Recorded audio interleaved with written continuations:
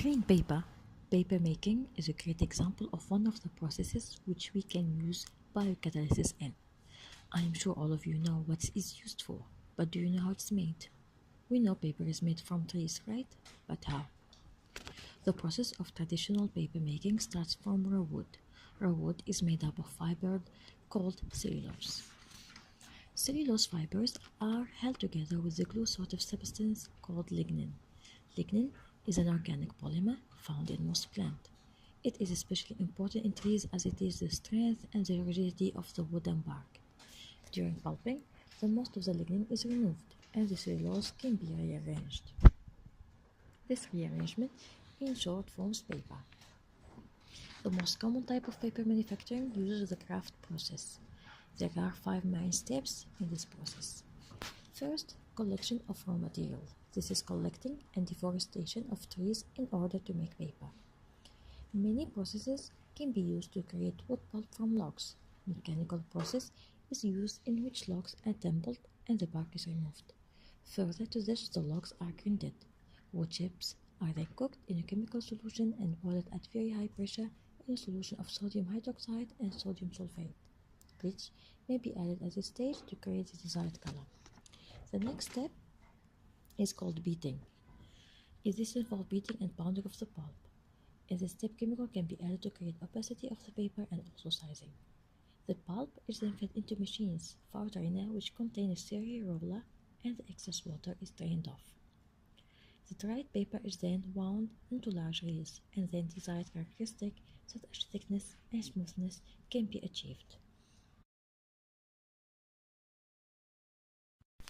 Let's take a closer look at step 2, where bleach is added in order to get the desired color of the paper. The wood pulp is brown in color due to lignin. Traditionally, it is treated with chlorine to make white paper, but this process emits toxic substances such as chlorophenolic compound, which pollute the environment.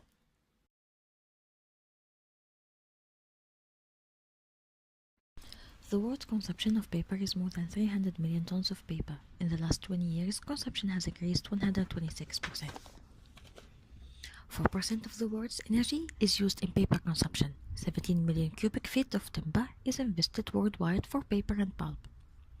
In Canada and US, 100 million kgs of toxic pollution is released each year, where chlorine gas produces up to 5 kgs of organochloride as waste per ton of paper produced. The liquid waste is often treated before being discharged into river or ocean, where the toxic compound are ingested in the fatty tissue, building up at a safe level.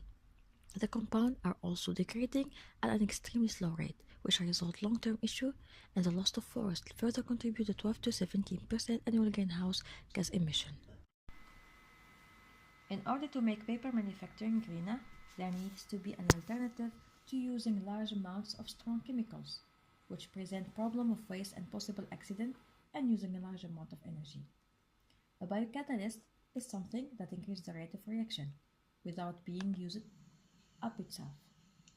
A biocatalyst can be used to overcome the need for strong chemical and an enzyme-intensive process. Enzymes act as catalysts by creating a perfect microenvironment for the reagent, in which the chemical reaction is strongly favored, and therefore less energy and less strong chemical are required to complete the reaction. The lignin breakdown process is very complex, requiring several different enzymes. Another approach is to attack hemicellulose, a polysaccharide chain which is bound to lignin. The most common type of hemicellulose is called xylene. Xylene is broken down by an enzyme called xylenase. Fungi and bacteria uses the xylenase enzymes to break down the xylene chain into simple unit.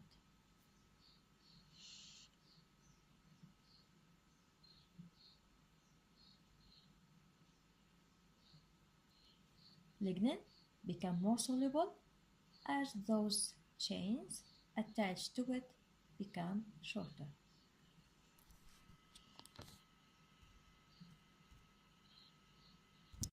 So why is this important? Well, the addition of xylanases and the increased solubility and extractability of lignin causes paper manufacturing to be a less energy and chemical intensive process, allowing less bleaching agents to be used without reducing the brightness or strength of the paper. Early reports show that biobleaching can reduce the amount of chlorine gas used by up to 20% and chlorine dioxide, which is highly explosive, by 31%.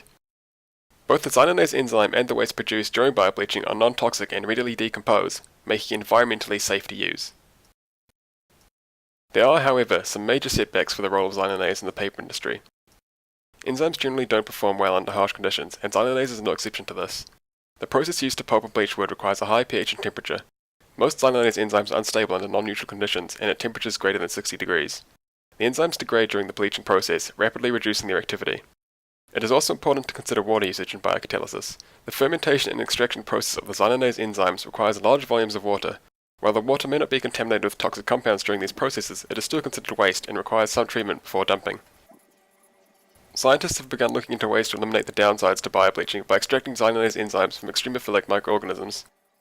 These organisms have adapted to living under conditions that are considered too extreme to support life, such as high temperatures, pH, and salt concentration.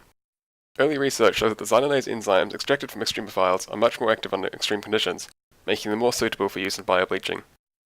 It is highly likely that the continued demand for green chemistry practices will continue to drive more investment into the research and development of xylanase to further reduce the amount of chlorine or other harmful substances used in the industry.